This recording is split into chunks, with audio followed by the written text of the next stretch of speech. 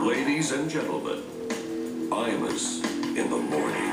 Breaking news is happening right now, and the search is on for one of the marathon bombing suspects still at large. Throughout the morning, a SWAT team has surrounded a residential home in the suburb of Boston, Watertown, Massachusetts. And we have been watching this develop for the last half an hour or so. There were reports of shots fired, and we will go back there and get the very latest from Watertown as we continue on Imus in the morning. I'm Connell McShane. The I-Man's off today, and we'll be back Monday. But Autumn McGurk, Lou Rufino here. Dagan McDowell's here in studio with us as well. We're also joined by Harry Houck, former NYPD detective, these days of Houck Consulting. And you do a lot of counterterrorism work, right? Houck Consulting, or a decent amount. Yes.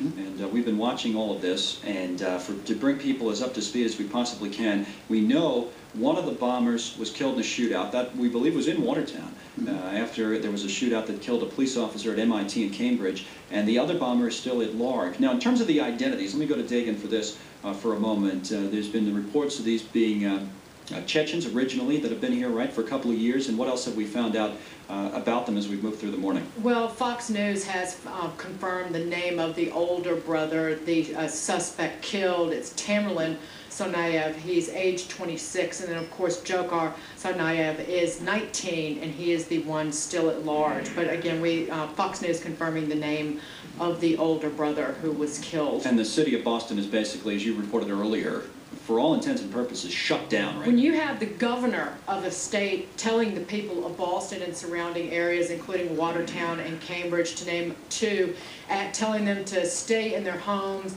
to shelter in place, keep their doors locked, and do not answer their doors unless it is a police officer, then that really shuts down a major city in this nation. Just a quick rundown of what is not operating today. Public transit suspended. The Boston public school system is closed today. All of your major universities, including Harvard, MIT, Boston College, and Boston University, are closed today. Amtrak service suspended between Boston and Providence, Rhode Island. Even taxi service is suspended. Logan Airport is still open with heightened security, but again, if the governor and police officers and officials are telling you to stay indoors, traffic there, at least out of the city, should be limited. There are all kinds of, absolutely, there are all kinds of things crossing on the internet, be it Twitter or other places, about these suspects, who they were, what they've put on YouTube in the past, all those kinds of things.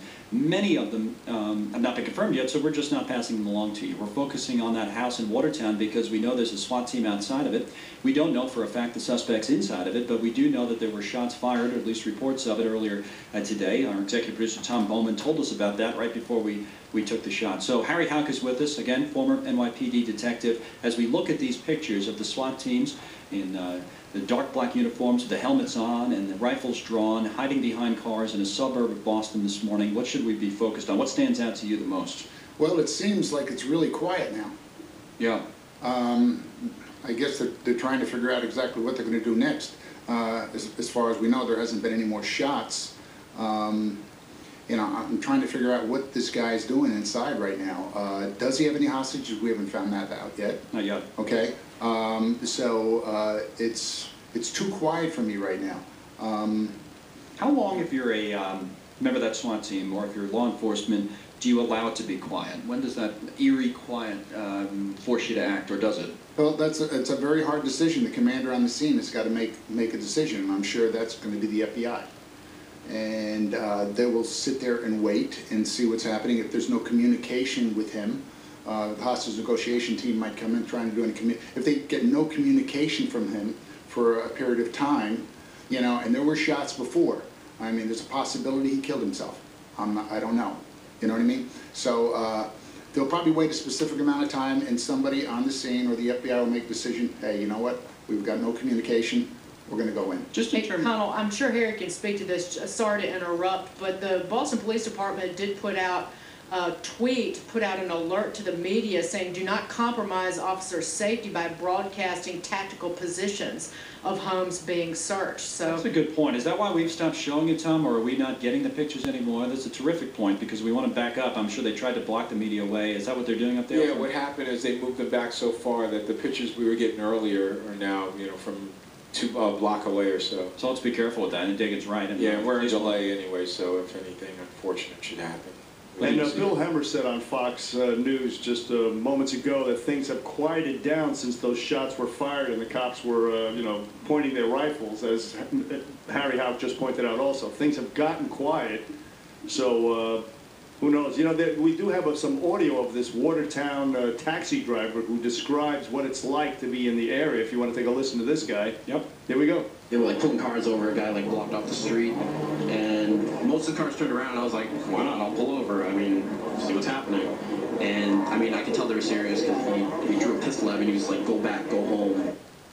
And this Emerson College student describes the scene in Boston. Her name is Lydia Lieberman. Take a listen to her.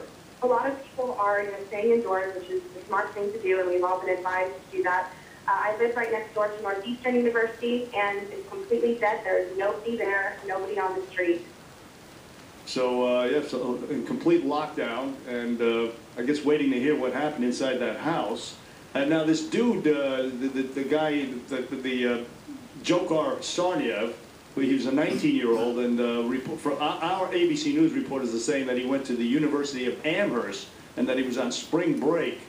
And here is a kid named Eric Mikado that actually went to school with him, describing what this 19-year-old, the kid with the white hat, the suspect with the white hat, here is Eric Mikado, a fellow student, describing what he is like.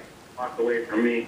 As far as I know, I didn't know his close personal family, but I knew Jahar, and he didn't show any malicious, signs, no evidence that would lead any of us to really believe that he would be capable of something like this. Did you know his older brother, the one who has apparently been killed in a firefight with police officers? No, I did not know his older brother. I didn't even really know he had an older brother, to be honest. He went to Amherst, University of Amherst, UMass. I believe he's on break. He was on break at this point, given April vacation. He worked at Harvard University. I believe as a lifeguard, I've been told from a friend of mine who was also a lifeguard.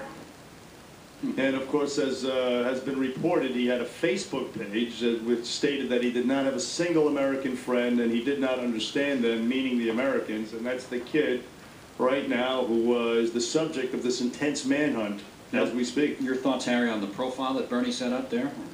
Well, he might have been the most radical out of both of them. I really don't know. It's going to be very interesting for us to find out later on exactly how these guys got to the way they are today. From the information we have, it seems like it's just the two of them. Is that fair, or is there more to it? It seems like that. Of course we could be wrong. We're not going to know until this is over. They're going to go through all the records they can, regarding these two guys and see if there's somehow there was some kind of communication on the internet with a jihadist group or something. We don't know. I'd just be speculating right now. But it sounds like this kid had a problem from his Facebook profile, with the United States and America. And, the psychologists are going to be looking at this. Of course. But the thing is, Harry Houck, by the way, is former NYPD, now Houck Consulting with us on Imus in the morning. It's tough. They had time to get away. They could have, the bombing was on Monday, of course, at the Marathon, and then the investigation began right away. We don't know for sure when the federal authorities, the FBI, and even the local authorities were able to identify that these were the suspects. That presumably, I think we're pretty sure it was before we knew about it publicly last night, that they had these pictures and were at least looking at these guys before that. But they had time, and they didn't. They didn't leave. I know. Did they think they were going to get away with it? Were they that sure? And if they did, why commit the robbery and hijack the car? We don't know what led to that. It's just, it's really... Of course, that was after the pictures were released, so sure. Maybe they started feeling the heat, and at that point they decided, let's skip town. It seems like that might be it, yeah. But did they think in their minds that they were going to get away? Listen, we'll go back to school and nobody's going to know we did this? Right. They were probably thinking, listen, they're probably thinking to themselves, they're going to think it's some jihadist group and they're going to chase after them and they're not going to become looking for us here. And then maybe that's what went through their mind. It must have. They must have thought just what you're saying. We're obviously getting into big-time speculation, but they must have said to themselves, it seems like, hey, you know what? If we just continue and act normal here, we'll fit right back into society, and that's... Well, look at the pictures. The pictures that they released last night, The one brother, he's got virtually his face covered with glasses and a hat. The younger one who we're looking for right now, he's got his hat on backwards. You know, his face is full frontal there in the video. And let's not forget that they're two monsters. They Oh. killed an 8-year-old boy. They laid the bombs down right at the feet of people at this fun, festive event on Patriots Day in Boston. These guys are monsters, is what they are. Exactly. And whatever they did, they were evil. 3 people killed on Monday, but hundreds, over 100 disfigured, and now a cop shot dead last night, another one injured.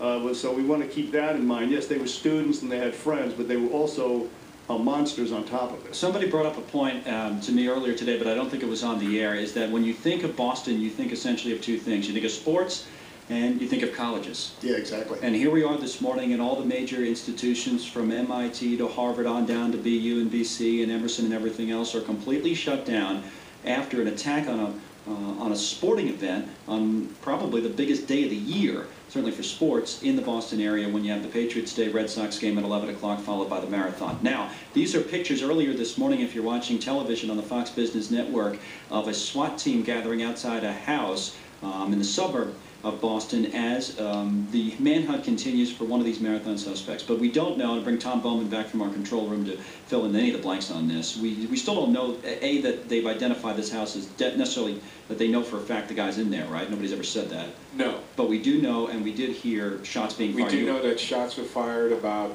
40 minutes ago, and that they're still poised outside the house. They have not entered, as far as we can tell yet. But it quieted down a lot after the shots were fired. Well, it could be that they pushed the press back so far that, you know, we just can't tell what's going on. So they pushed the press back probably a block and a half or 2 blocks, so that's why we can't get any shots anymore. That's probably for the best, but you'd want Harry, right? As Dagan pointed out earlier. Right, exactly. I mean, they could be in there watching, he can be in there watching television right now and seeing what the police, that's why I'm not sitting here telling you about tactics. The Boston Globe actually put out a tweet earlier with the intersection of where the police officers were, and they deleted the location and retweeted it. So, again, the media far and wide are being very careful about disclosing the location of where these police officers are right now. We'll try to do the same while balancing the information that we give to you as well. Now, it's 17 minutes past the hour at Imus in the morning, and just, you know, for the sake of what's coming up, Stuart Varney and Company on the Fox Business Network will take over here in a minute, and then we will continue around the country on the radio. Harry Houck has agreed to join us until 10 o'clock when we go off the air, Eastern Time, and then on many of these radio stations, including WABC of New York, will be followed by Geraldo Rivera, as he'll continue the coverage with Noam Layden and others. So that will continue again on WABC and on many of the radio stations that carry us around the country. But speaking of balance really quickly, Connell, Yep. I'll just point out that there's so much misinformation on social media, Yep. and that even a Twitter account or accounts have been created in the name of the suspect still at large, one created today. So be very careful about what you read and where you're getting your information. yeah, we will. We'll try to be, and we'll come back. Harry, you'll hang out with us, right? Certainly, no problem. For the hour here, at least on the radio. We'll try to do a little bit more and at least keep you up to date on what's going on in that home as the search continues. Again, as we know it, one of the Boston Marathon bombing suspects is dead, killed in a shootout earlier this morning. The other is reported to be still at large. We also are monitoring a home in a suburb of Boston that is being surrounded by a SWAT team and has been for some time. More to come. Imus in the morning.